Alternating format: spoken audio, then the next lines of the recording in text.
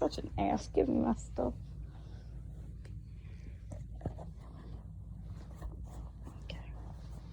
Knock, knock. Come in.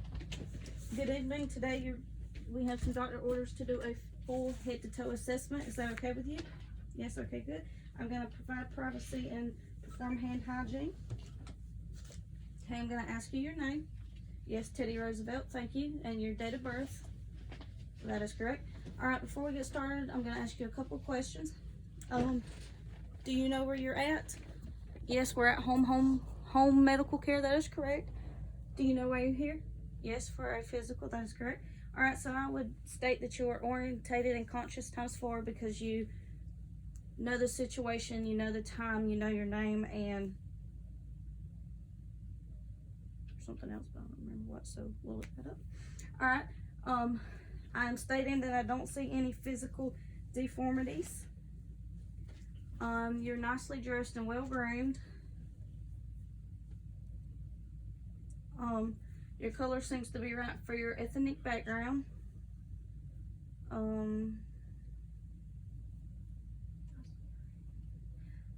I don't have any concerns. You're alert and making eye contact with me, so I don't have any concerns with your speech, hearing, or vision. Okay, moving on. I'm going to check your skin, hair, and nails. I would look at your head and palpate it. I'm expecting it. I don't see any lice, nothing of that sort. No lesions, no scars. Once again, looking at the hand, skin is the right color for the ethnic background. Capillary refill is less than 3 seconds on all 10 fingers. It's well groomed and kept, nice hygiene. Temperature is warm to the touch, so that's good. Trying to think if that's everything. Skin. Once again, no lesions or scars on the arms. We've already done capillary refill in the fingers. Okay, I think that's it for that. So I'm gonna tell you about the Braden scale, and it's I'm gonna give you 3 risk factors from the Braden scale that increase your skin breakdown. Mobility, you need to make sure you're up and walking around, because if not, it's not more time. You have more chance of bed sores and stuff like that. Your nutrients, you need to make sure you're eating a good meal. You know, proteins help with wound healing, so if you do have any wounds, that's nice. And excessive moisture. Anytime you get out of the shower, make sure you completely dry off. If you go out for a jog, make sure you're keeping sweat off, because it's more likely you'll have skin breakdown. Okay, moving on. We're going to start with the head. I would inspect it again. You know, it looks no lesions or scars. I don't see any bony premises that I shouldn't, no deformities. It's a normal shaped head for this person. It's symmetrical, and that's all I think there. Do you have headaches more than usual? No? Okay, good. All right, I would move down to the ears. They're symmetrical. This imaginary line, they line up with the eyes, so that's good. I don't see any draining. I would test hearing, and I would whisper something in this ear while they help the other one, and vice versa. Do you wear hearing aids? No? Okay, good. I will move them right along. I will move to the eyes. What I'm going to do is check for Perla, but first I'm going to check the diameter, and his eyes are a 4, so that's good. With Perla, we're going to check pupil, if they're round,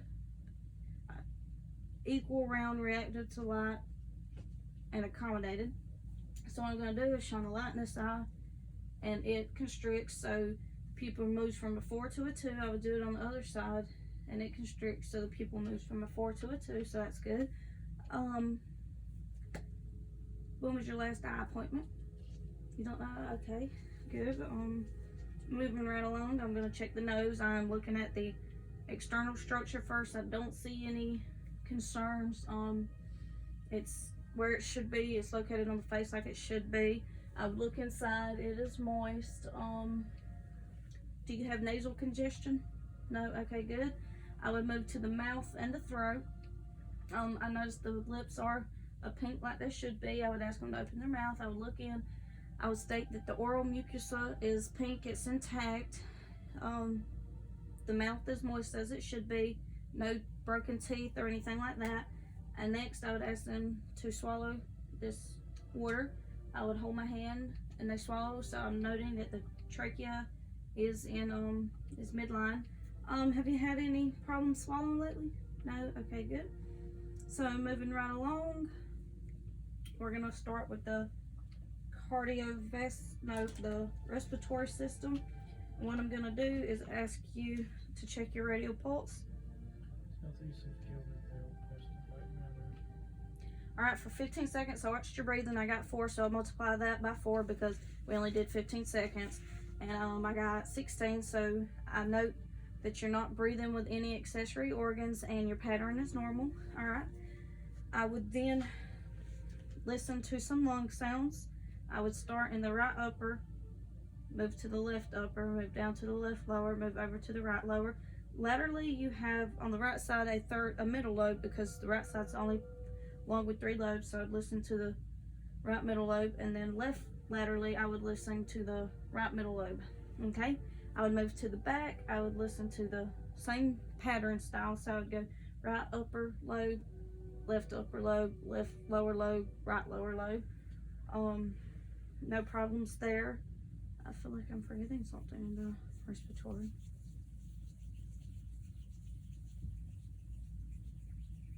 Alright, so moving on to the cardiovascular. First I'm going to start with some pulses. I've already done the radial and I would note it a +2. I'm going to come down to the inside of the ankles, the posterior tibula, and I would check it. I would note it a +2, go to the other side, a +2, and then I'm going to do the dorsalis pedis, and it's on, you can find it easily by going between the big toe and the second toe, going up in a straight line, and you can find it. I would note it a +2. I would do it on the other side. Okay, I would, let's see, what could we do next? Oh, okay, I'm going to give you the rest of them. So we've noted the radial, you have the brachial up here, you have the carotid up here, and while we're up here, I'm going to check for jugular venous distension. I would ask them to sit at a 45-degree angle and turn their head the opposite way, so turn to the left. Then I'll go over there and ask them to turn it the other way and check, and I don't see anything. So we have the carotid, and then we have the femoral, axillary under the armpit, popliteal, behind the knee, and then we've noted those 2 already. Okay, so we would listen to some heart sounds next. First, we're going to start in the aortic, and the heart sound is midline of the clavicle, and you would go between the 2nd and 3rd rib, and so that's going to be the aortic. Same thing over here, but for the pulmonic. You would go kind of midline to the Erb's point, down a little bit, and over to the tricuspid, and then mitral, which is also the apical pulse, and it's where the apex of the heart is. And under a woman, you would usually have to ask her to move her breast so you could hear it. Okay. So next, I'm going to check for edema in my patient, and I'm going to start with the upper extremities. I don't note any edema. I would move down and do edema on the legs, and I don't note any edema. Do you feel your heart racing more than usual? No? Okay. So next, I'm going to move down to the GI tract. First, I would inspect it, so I would ask the patient if I could lift their shirt, and I would note that it's the right color as it should be for the ethnic background. Then I would listen to the sounds, and I'm going to start in the right lower quadrant.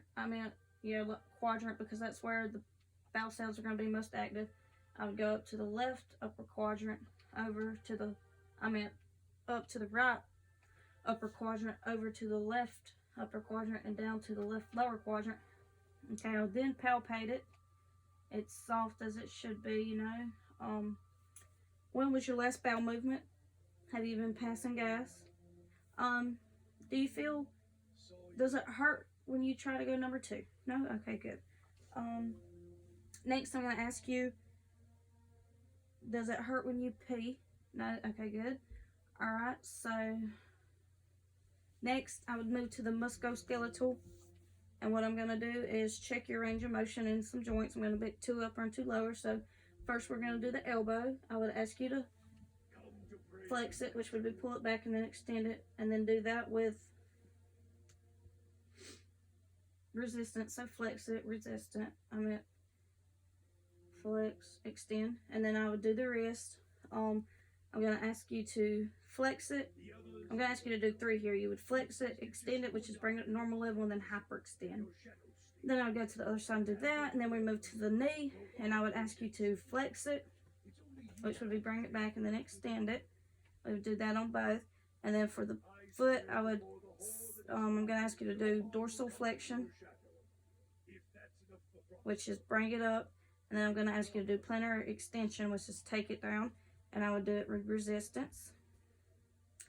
Okay, next I would get your gait and balance. So I'd ask you to walk. So, you know, walk to me, and then I'll ask you to walk back on your tiptoes. And then I would ask you to stand in between me with your eyes closed for, 10 seconds. And I'm going to tell you, I'm keeping my hands right here just in case you go to fall. Respiratory. Alright, I need to teach you a couple methods of if you feel like you can't breathe.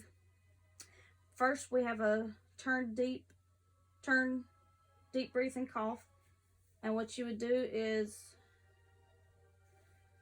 you would take a deep breath. Well, first exhale, and then take a deep breath and hold it for like 5 seconds. And then you would cough really hard, like use force to cough. And what that's doing is expanding your lungs more than what you get with regular breathing. Next, we have an sensitive spirometer. What you're going to do is you're going to breathe out before you do this. Then you're going to purse your lips, and you're going to suck in. And it's going to set a goal, and you want to meet that goal or go above that goal. And most times, patients want to do it between commercials because we need you to do it 10 times within an hour, every hour that you're awake. And that helps expand your lungs as well. Let's see. I did the glaucoma, brain scale, and sensitive fat, gait and balance. Are you in any pain today? Yes. Okay. Where's your pain? Okay. What were you doing? Or PQ quality. How would you explain your pain to me? Okay. A sharp throbbing in your abdomen.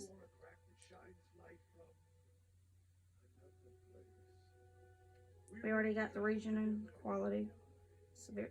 On a scale of 0 to 10, 0 being least and 10 being the worst, how would you rate your pain? Okay, a 4. What were you doing when the pain started? You were at work. Do you remember what time it started? Okay, around 1 o'clock. Does anything make it better? Yes, medication. Does anything make it worse? Being in the heat. Okay. Well, I'm going to let the doctor know all these findings, and we'll get back with you. Thank you.